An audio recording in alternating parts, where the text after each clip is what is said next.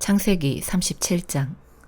야곱은 자기 아버지가 살았던 가나안 땅에서 살았습니다. 다음은 야곱의 가족 이야기입니다. 17살이 된 젊은 요셉은 그의 형제들과 함께 양떼를 치고 있었습니다. 요셉의 형들은 그의 아버지의 첩인 비라와 실바의 아들들이었습니다. 요셉은 형들의 잘못을 아버지에게 가서 그대로 일러바치곤 하였습니다. 요셉은 야곱이라고도 부르는 아버지 이스라엘이 늙어서 낳은 아들이었으므로 이스라엘은 다른 어느 아들보다도 요셉을 더 사랑했습니다. 이스라엘은 요셉에게 소매가 긴 좋은 옷을 만들어 주었습니다. 요셉의 형들은 아버지가 자기들보다 요셉을 더 사랑하는 것을 알고 동생 요셉을 미워하여 요셉에게 인사말도 건네지 않았습니다. 어느 날 요셉이 꿈을 꾸었습니다. 요셉이 그 꿈 이야기를 형들에게 들려주자 형들은 요셉을 더 미워했습니다. 요셉이 말했습니다. 내가 꾼 꿈 이야기를 들어보세요. 우리가 들에서 곡식단을 묶고 있는데 내 곡식단이 일어서니까 형들의 곡식단이 내 곡식단 곁으로 몰려들더니 내 곡식단 앞에 절을 했어요. 요셉의 형들이 말했습니다. 네가 우리의 왕이라도 될 줄 아느냐? 네가 정말로 우리를 다스리게 될 줄 아느냐? 요셉의 형들은 요셉이 말한 꿈 이야기 때문에 그전보다도 더 요셉을 미워했습니다. 그 후에 요셉이 또 꿈을 꾸었습니다. 요셉은 그 꿈 이야기를 또 형들에게 들려주었습니다. 들어보세요. 내가 또 꿈을 꾸었어요. 꿈에서 보니까 해와 달과 별 11개가 나에게 절을 했어요. 요셉은 그 꿈 이야기를 자기 아버지에게도 했습니다. 그러자 요셉의 아버지는 요셉을 꾸짖었습니다. 그게 도대체 무슨 꿈이냐? 너는 정말로 너희 어머니와 너희 형들과 내가 너에게 절을 할 것이라고 믿느냐? 요셉의 형들은 요셉을 질투했습니다. 그러나 요셉의 아버지는 그 모든 것을 마음속에 새겨두고 있었습니다. 어느 날 요셉의 형들이 아버지의 양떼를 치려고 세겜으로 갔습니다. 이스라엘이 요셉에게 말했습니다.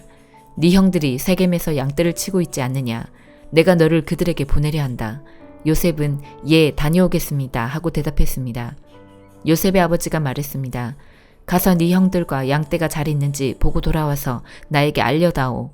요셉의 아버지는 헤브론 골짜기에서 요셉을 떠나보냈습니다. 요셉이 세겜에 이르렀습니다.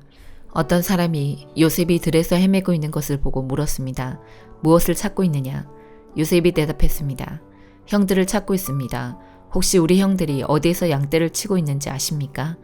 그 사람이 말했습니다. 네 형들은 이미 다른 데로 갔다. 네 형들이 도단으로 가자라고 말하는 것을 들었다. 그래서 요셉은 형들을 뒤쫓아가 도단에서 형들을 찾았습니다. 요셉의 형들은 멀리서 요셉이 오고 있는 것을 보았습니다.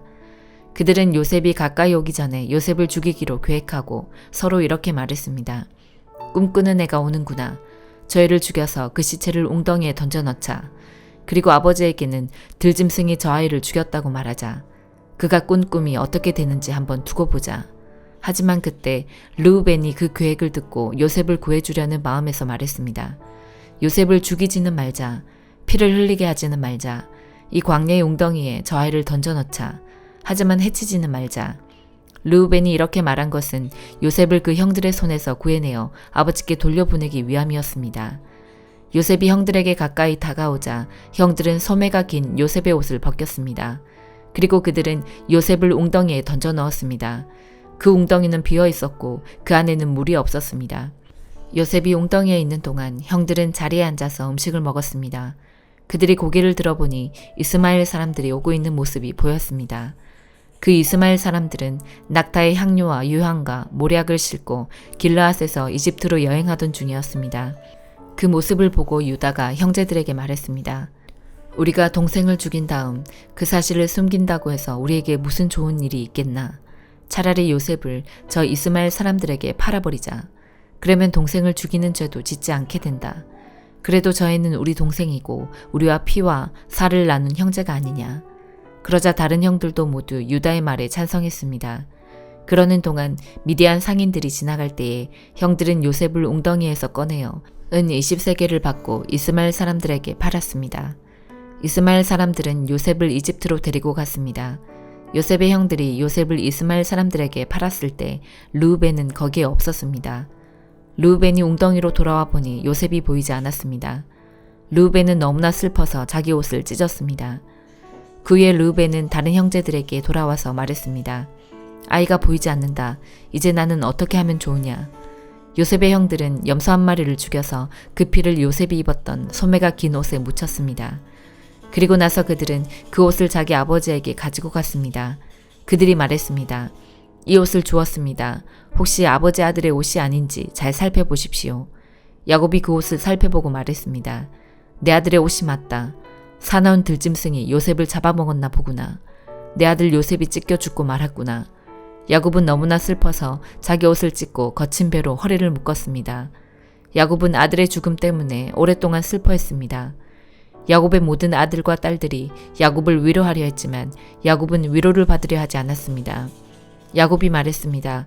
나는 울다가 죽어서 내 아들에게로 갈 것이다. 하며 야곱은 아들 요셉을 위해 울었습니다. 그러는 동안 요셉을 산 사람들은 요셉을 이집트로 데리고 가서 보디발에게 팔았습니다. 보디발은 파라오의 신하였고 왕궁 경호대의 대장이었습니다. 마가복음 7장. 바리새파 사람들과 예루살렘에서 온 몇몇 율법학자들이 예수님께 왔습니다. 이들은 예수님의 제자들 가운데 몇 명이 더러운 손으로, 즉 씻지도 않은 손으로 빵을 먹는 것을 보았습니다. 바리새파 사람들과 모든 유대인들은 손을 씻기 전에는 결코 음식을 먹지 않습니다. 이것은 장로들의 전통을 지키는 것입니다. 시장에서 돌아오면 자신들의 몸을 깨끗하게 씻지 않고서는 음식을 먹지 않았습니다. 이 외에도 여러 가지 지켜야 할 일이 많았는데 컵이나 주전자, 냄비, 그릇, 그리고 침대를 씻는 것이었습니다. 바리새파 사람들과 율법학자들이 예수님께 말했습니다. 어째서 선생님의 제자들은 장로들의 전통을 지키지 않고 더러운 손으로 음식을 먹습니까? 예수님께서 대답하셨습니다. 이사야가 너희와 같은 위선자들에 대하여 쓴 것이 옳구나. 이 백성들이 입술로는 나를 공경하나 마음은 내게서 멀구나.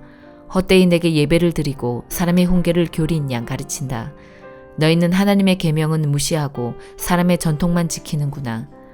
예수님께서 그들에게 말씀하셨습니다. 너희는 너희의 전통을 지키려고 하나님의 명령을 그럴듯하게 무시하는구나. 모세는 네 아버지와 어머니를 공경하여라. 아버지나 어머니를 욕하는 사람은 반드시 죽으리라고 하였다. 그러나 너희는 아버지나 어머니에게 드리려던 것이 고르반, 즉 하나님께 드리는 예물이 되었다고 하면 그만이라고 한다. 그래서 자기 아버지나 어머니에게 아무것도 드리지 못하게 한다. 그러므로 너희는 너희들의 전통으로 하나님의 말씀을 깨뜨리고 있다. 너희는 이와 같은 일을 많이 하고 있다. 예수님께서 사람들을 다시 불러서 말씀하셨습니다. 너희 모두 내 말을 듣고 깨달아라. 무엇이든지 사람 밖에서 몸속으로 들어가 사람을 더럽히는 것은 아무것도 없다. 사람에게서 나오는 것이 사람을 더럽힌다. 예수님께서 사람들과 헤어져 집에 들어오시자 제자들이 이 비유에 대해 물었습니다. 예수님께서 말씀하셨습니다. 너희는 아직도 깨닫지 못하겠느냐? 바깥에서 사람 속으로 들어가는 것이 사람을 더럽히지 못한다는 것을 깨닫지 못하느냐? 그것은 사람의 마음속에 들어가는 것이 아니라 배로 들어가서 뒤로 나간다. 그러므로 예수님께서는 모든 음식이 깨끗하다고 선언하셨습니다. 예수님께서 말씀하셨습니다.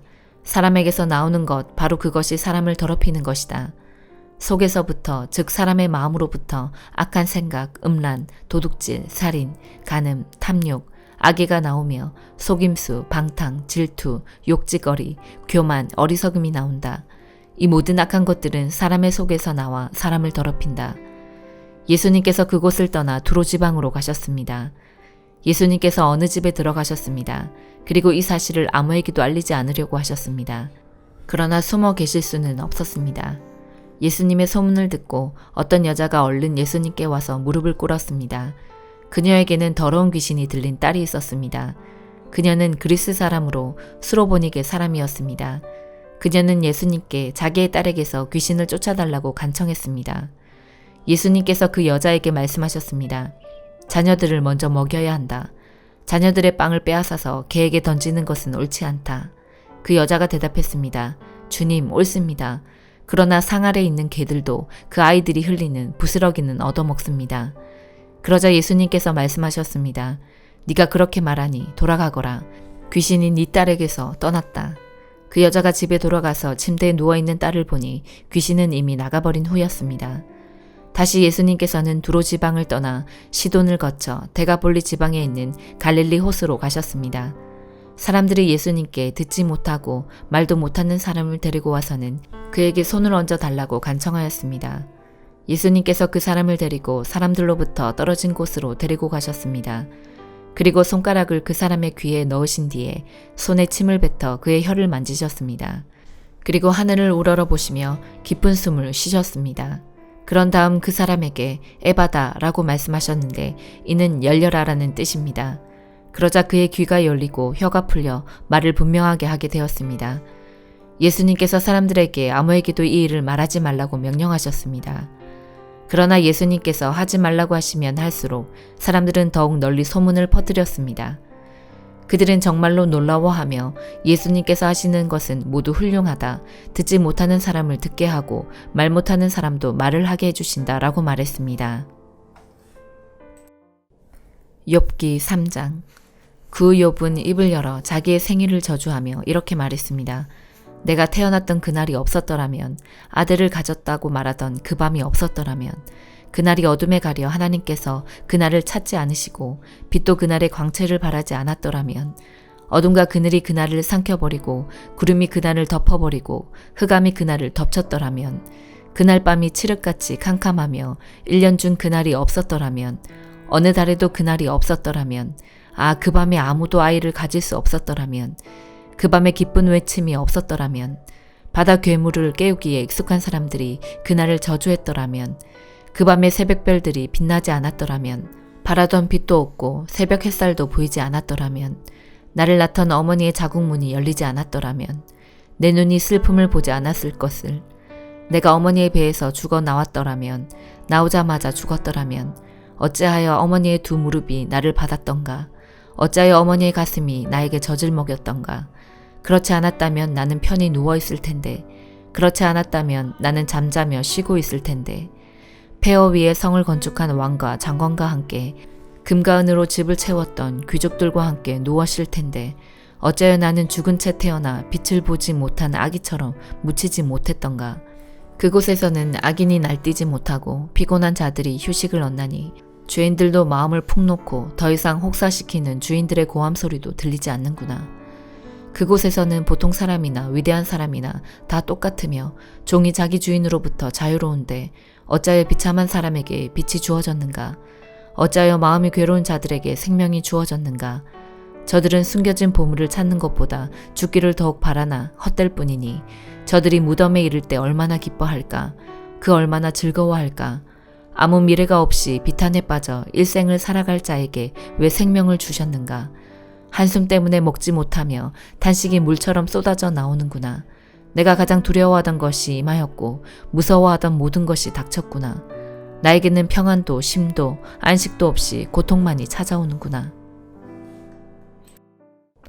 로마서 7장. 형제자매 여러분, 나는 지금 율법을 아는 여러분에게 말하고 있습니다. 여러분은 율법이 사람이 살아있는 동안에만 그 사람을 지배한다는 것을 알지 못합니까?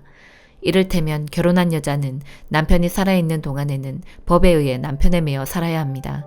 하지만 남편이 죽으면 그 여자는 남편에게 매여 있던 법에서 해방됩니다.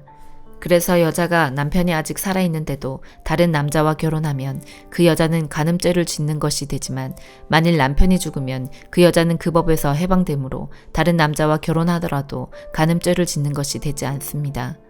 내 형제 자매 여러분, 이와 같이 여러분들도 그리스도의 몸으로 말미암아 율법에 대해 죽었습니다. 이제 여러분은 하나님께 열매를 맺기 위해 다른 분, 곧 죽은 사람들 가운데서 살아나신 그분의 사람이 되었습니다. 전에 우리가 죄의 성품에 사로잡혀 살았을 때는 율법이 우리 몸 속에서 죄를 지으려는 욕망을 일으켜 죽음에 이르는 열매를 맺게 했었습니다. 그러나 이제 우리는 우리를 가둔 율법에 대해 죽고 율법으로부터 해방되었습니다. 그러므로 우리는 기록된 문자에 따라 하나님을 섬기는 것이 아니라 성령의 새로운 방법으로 하나님을 섬깁니다. 그렇다면 우리가 무슨 말을 하겠습니까? 율법이 죄입니까? 절대로 그렇지 않습니다. 율법이 없었다면 나는 죄가 무엇인지 알지 못했을 것입니다. 율법이 탐내지 말라고 말하지 않았다면 나는 탐내는 것이 무엇인지 알지 못했을 것입니다. 그러나 죄는 이 계명을 이용하여 기회를 엿보아 내 속에서 온갖 탐심을 일으켰습니다. 율법이 없다면 죄는 죽은 것이나 다름없습니다. 전에 내가 율법과 상관이 없었을 때 나는 살아 있었습니다. 그러나 계명이 들어오자 죄가 살아났고 나는 죽었습니다. 그래서 생명으로 인도해야 할 계명이 사실 나를 죽음으로 이끄는 계명이 되고 말았습니다. 죄가 계명을 이용하여 기회를 엿보아 나를 속였고 그 계명으로 나를 죽였습니다. 그러므로 율법은 거룩하며 계명도 거룩하고 의롭고 선합니다. 그렇다면 선한 것이 나에게 죽음을 가져다 주었단 말입니까? 절대로 그렇지 않습니다.